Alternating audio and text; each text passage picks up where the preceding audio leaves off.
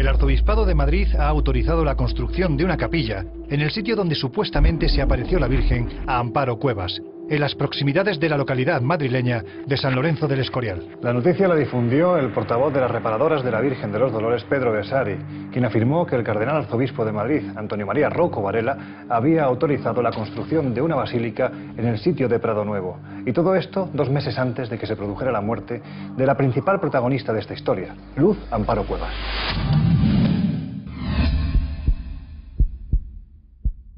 Porque del mismo modo que son decenas de miles las personas que están convencidas de que en este prado verde y sereno se aparece la Virgen desde hace décadas, también son muchos los que aseguran que detrás de dicho movimiento hay demasiados intereses creados. Y así, entre quienes defienden los supuestos sucesos extraordinarios que aquí se producen y que en ocasiones se manifiestan en fotografías como estas, y quienes están convencidos de que es un descarado fraude, incluso peligroso, ha transcurrido la vida de este movimiento del que ahora se cumplen 31 años. Ella asegura que una figura femenina se le aparece junto a un fresno en el Prado Nuevo, en el Escorial, que Amparo Cuevas se identifica con la Virgen María, le solicita que allí se construya una capilla, que si se hace caso a su petición, allí se producirán curaciones y el lugar se convertirá en un centro de peregrinación, de oración y aparentemente de salvación de almas. Ella le dijo que claro, que cómo iba a decir eso a las personas si iban a decir que estaba loca, ¿no? Pero la Virgen le dijo que no se preocupara, que le pondría a personas en su camino para que la ayudasen. Al día siguiente bajó a rezar y al día siguiente volvió a bajar a rezar y así ha sido. Hasta el día de hoy que miles de personas vienen a rezar en Prado Nuevo. Las tensiones empezarían aproximadamente hacia 1982, cuando empezaron a surgir grupos que hablaban de fraude. Esto llevaría a una agresión que se produciría en el mes de mayo de 1983, cuando Amparo Cuevas es agredida por 3 individuos encapuchados que le dicen que la van a ahorcar en un árbol si no se retracta de su afirmación de que ve a la Virgen María. Y posteriormente, días después, aparecería también quemado el árbol, el fresno que está allí en medio del Prado Nuevo. Se le acercaron 3 personas, iban con la cara tapada, la tiraron contra los zarzales. Querían que dijese que todo esto era mentira y claro, la mujer decía, pero ¿cómo voy a decir que esto es mentira? ¿Es que me está pasando a mí? Cualquier asunto que extreme, por un lado, el aprecio, en este caso hacia la vidente, y por otro lado también el desprecio hacia lo que rodea las apariciones, cuanto mayor es el número de críticos, mayor es el número de fieles y de seguidores. Por lo tanto, lo que se ha conseguido con los ataques a Luz Amparo Cuevas no ha sido sino generar un enfrentamiento que a la larga ha sido productivo para quienes han dirigido y controlado las apariciones del Escorial. En aquella década convulsa, el fenómeno de las apariciones en el Escorial rápidamente alcanzó un eco internacional, provocando que cada fin de semana miles de personas se acercaran hasta el descampado escorialense para atender a los mensajes de la Virgen a través de la vidente Amparo Cuevas, que a esas alturas se había convertido en toda una celebridad, cosa de la que ella misma renegaba. Yo soy un ser humano, igual que ustedes, se lo he repetido muchas veces, y soy un instrumento solo de Dios y nada más para comunicarles a ustedes los mensajes y todo lo que dice la Santísima Virgen. Y empezaron a suceder supuestos hechos milagrosos, como los movimientos solares, que fueron fotografiados por varios testigos, o las sobrenaturales curaciones de la fuente de Prado Nuevo. Después de analizar muchas de todas estas fotografías, hemos llegado a la conclusión de que todas son absolutamente o aberraciones que se obtienen cuando se enfoca a un punto luminoso por el objetivo, como fallos de revelado, o simplemente propios trucajes. No ha habido nunca allí una danza del sol, por mucho que se haya apreciado. La Virgen lo dijo, ¿no? Cuando se cumpla lo que os he pedido, este agua curará. Ha habido personas que se nos han acercado diciendo que habían sentido algún tipo de curación, algún fenómeno sobrenatural. Nosotros entendemos que es la Iglesia en su día la que tome decisión con respecto al agua. Como en tantos lugares de apariciones marianas, la existencia de una fuente de agua curativa está presente desde prácticamente el comienzo de las apariciones. Si alguien se ha curado con la ingesta de esa agua, se ha curado única y exclusivamente por el poder de su muerte, por el poder de su convicción y de su fe en lo que allí está sucediendo. Es curioso que los propios seguidores de este movimiento desconozcan que este es un lugar sagrado desde tiempos ancestrales. Parece ser que según dibujos antiguos, que el que llaman el Canto del Rey o Canto de Castrejón, cercano al Prado Nuevo. Se trata de un altar betón. Efectivamente es un lugar sagrado de tiempos muy antiguos, como certifica un dolmen, por ejemplo, que también hay en otro lugar cercano, que es la Finca del Raso. No obstante, por muy profundas que sean las raíces de determinados sucesos, en nada se quedan si no hay alguien que los dé a conocer. Y ese dudoso honor le correspondió a una hasta entonces desconocida ama de casa llamada Luz Amparo Cuevas. Ya anteriormente a la primera visión, Amparo Cuevas ya había tenido la ocasión de vivir determinadas apariciones y determinadas experiencias que pueden calificarse de paranormales o de mistéricas. El 12 de noviembre del año 1980 es cuando Amparo Cuevas tiene su primera experiencia en la que relata que alguien la persigue con la calle. 3 días después empezarían a aparecerle una serie de estigmas que de momento quedan en secreto hasta que empieza a recibir la visita supuesta de la Virgen dentro del Prado Nuevo del Escorial. El perfil de la personalidad de Amparo Cuevas es hasta cierto punto doble. Por una parte, muy extrovertida, muy simpática, que cae muy bien, pero por otra parte, al mismo tiempo, como consecuencia de los maltratos recibidos en la infancia, con necesidad de llamar la atención, necesidad de fascinar a los demás, de encontrarse en el primer plano. En apenas unos meses, miles de personas acudieron a Prado Nuevo, atraídos por la llamada de la fe, por los supuestos prodigios que aquí se producían y por las estigmatizaciones de su principal protagonista, que con estos fenómenos añadía un eslabón más a la ya larga cadena de sucesos anómalos que rodeaban a su persona. En los inicios de este fenómeno se asegura que Luz Amparo Cuevas aceptó su cometido con resignación y a partir de ese instante comenzaron a manifestarse unos supuestos estigmas en pies, piernas, costado y por supuesto las palmas de las manos. Incluso se decía que expulsaba grandes cantidades de sangre de boca y ojos.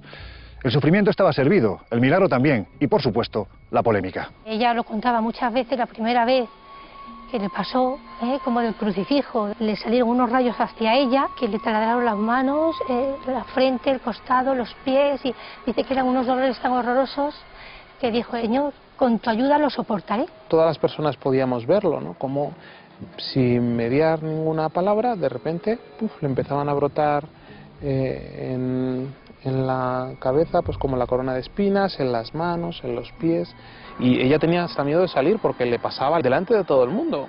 Sin mediar palabra, se produce la estigmatización y ella queda hecha un Cristo. Hubo un médico de aquí de San Lorenzo que los estudió y dio fe que eso médicamente no tenía ninguna explicación, que eso era un hecho sobrenatural. Según mis investigaciones, es que los estigmas, desde luego, como las lágrimas de sangre, más bien estaban fabricadas artificialmente, lo cual no significa que ella fuera una farsante, sino simplemente que no tenían una aparición espontánea y que podían ser producidos por ella o por otras personas en momentos en los que ella estuviera inconsciente. En uno de los estigmas que vi, el primero, concretamente el 7 de julio del 89, me quedé de rodillas al lado de su mano derecha, que tenía una llaga como de 1 euro de grande, a ver qué pasaba con esa herida.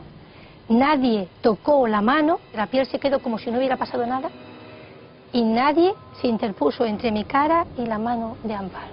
Tengo desde luego fotografías donde se ven las lágrimas de sangre y que sin embargo no brotan propiamente de la glándula lagrimal, sino de unos sectores superiores que pertenecen ya a lo que es la región frontal de la cara. Debido a su enorme repercusión, la Iglesia Católica decidió tomar cartas en el asunto y abrió una investigación. En abril de 1985, el cardenal de Madrid Alcalá, Ángel Suquía, anunciaba sus conclusiones. La Iglesia asegura en ese año 1985 que no consta el carácter sobrenatural de los acontecimientos del Escorial y que se ruega que cese todo tipo de culto por parte de personas que formen parte de la Iglesia Católica. Esto excitó lógicamente a la gente, que empezó a pensar que existía alguna razón para ocultarlo. Por lo tanto, trajo mucha gente que empezó a acudir a partir de ese momento al Escorial en autocares de forma masiva. Y ahora, 32 años después, es el Arzobispado de Madrid el que, para sorpresa de muchos, ha autorizado la construcción de una basílica en la finca de Prado Nuevo. Pero las dudas sobre la transparencia de la asociación han ido creciendo. La evidencia de que no todos están a favor de las apariciones son los cientos de folios que hay denunciando los abusos, supuestos robos y lavado de cerebro de quienes defienden que todo es un fraude y que ellos mismos han sido los primeros perjudicados. Incluso se ha llegado a denunciar a varios miembros de las cúpulas eclesiásticas por mostrarse supuestamente a favor de dichas apariciones. Es a partir de los años 90 cuando se reportaron y se denunciaron varios casos en los cuales algunas personas aseguraban haber sido víctimas, al estilo de las víctimas de las sectas, y eso ha generado un enfrentamiento entre creyentes y escépticos. Mi hermano vivía en un pueblo de Zaragoza y en octubre del año 2005 se le llevaron toda la maquinaria y se lo trajeron al Escorial. Han roto nuestra relación. Nosotros éramos una familia bastante unida y de repente yo no puedo hablar con mi hermano. Eso solo sucede en las sectas. Yo a mi hermano Juan Carlos le pediría que recapacitara, porque lo que está haciendo y diciendo no es verdad. A mí nadie me ha forzado ni me ha obligado a donar mis bienes ni a quedarme aquí. Tenía tanto al casarme, tenía novio, en fin, una vida normal, ¿no? Y el venir aquí a Prado Nuevo en el 86-87 que vine, cambió mi vida radicalmente. ¿Qué le dirías a esa gente que os acusa de ser pues poco menos que una secta? Yo les diría que fuesen respetuosos, que las personas, pues oye, somos mayorcitos y hacemos lo que queremos. Si hiciéramos algo mal, que lo denuncien ante la justicia y que sea la justicia la que nos llame la atención. Pero hasta la fecha, en 23 ocasiones lo han denunciado y una detrás de otra, en todas las ocasiones la justicia nos ha dado la razón a nosotros. Una de las críticas más furibundas lanzadas contra el colectivo se produjo en el año 1997 cuando, curiosamente, Luz Amparo Cuevas logró culminar uno de sus sueños, comprar la finca de Prado Nuevo, 650.000 metros cuadrados que los expertos tasaron en aproximadamente 5.400.000 euros. Prado Nuevo necesita recursos económicos para poner en marcha la obra social que Luz Amparo fundó, y el motor principal para esa acción social lo pone la comunidad. Nos juntamos un grupo de personas y decidimos apoyar a Amparo en esa iniciativa que ella tiene de ayudar a personas necesitadas. Y no le pedimos el dinero a nadie, sino lo que tenemos, lo poco que tenemos, lo ponemos en común. La asociación de víctimas la constituimos hace 5 años y a partir de ese momento empezamos a investigar para ver el listado de propiedades que tienen.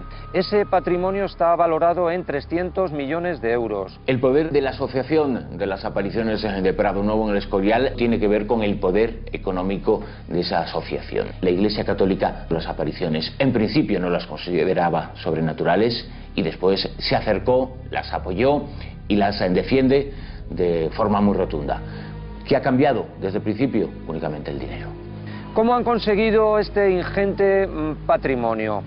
Utilizan técnicas de manipulación muy variadas, de tal manera que las personas, de una manera ciega, totalmente, les entregan todo. Cualquier persona que quiera venir, tiene que venir desprovisto de sus bienes, pero no es obligatorio que se los dé a la asociación de ninguna manera, no es obligatorio. Puede donárselos a su familia, puede venderlos y darle dinero a los pobres, o puede donárselos a la institución en la que va a colaborar. Lo que hay detrás es un entramado de fundaciones y asociaciones. Lo que hacen es mover el dinero con mucha mayor facilidad sin que haya ningún control. Los bienes de la institución rinden cuentas anualmente al Ministerio. No podemos vender una cosa sin comunicárselo al Ministerio y que ellos estudien si esa decisión es correcta, o sin pedir permiso previamente al Arzobispado de Madrid, para que veáis qué grado de control existe en este tipo de instituciones. Más que de evidente, podemos hablar de visionaria. Yo realmente vi en Amparo un gran humanismo, pero no estimé nunca la aparición de fenómenos mágicos, prodigiosos o sobrenaturales. Tenemos ahora abiertas varias residencias en España. Hemos aprendido a servir a los necesitados, una dedicación total y plena al prójimo por amor de Dios. La situación en la que se encuentran ya no solo los fieles, sino las personas que entran dentro de la asociación no ha sido en absoluta positiva, y los daños psicológicos y económicos para ellos mismos y sus familias han sido verdaderamente muy importantes. Prado Nuevo es un lugar especial, sin ninguna duda, un lugar de paz, de oración, va a ser una fuente de gracias para toda la zona. Vosotros, laicos, la vidente, ya fallecida, se ha convertido en una grabación que surge a través de los megáfonos que cuelgan de los árboles de Prado Nuevo con un sonido deficiente. Su mensaje no ha perdido la fuerza de antaño. El sentido moralizante y en contadas ocasiones apocalíptico de los mismos suena a terca advertencia. Advertencia que se manifiesta a través de una voz ronca, cansada, jadeante.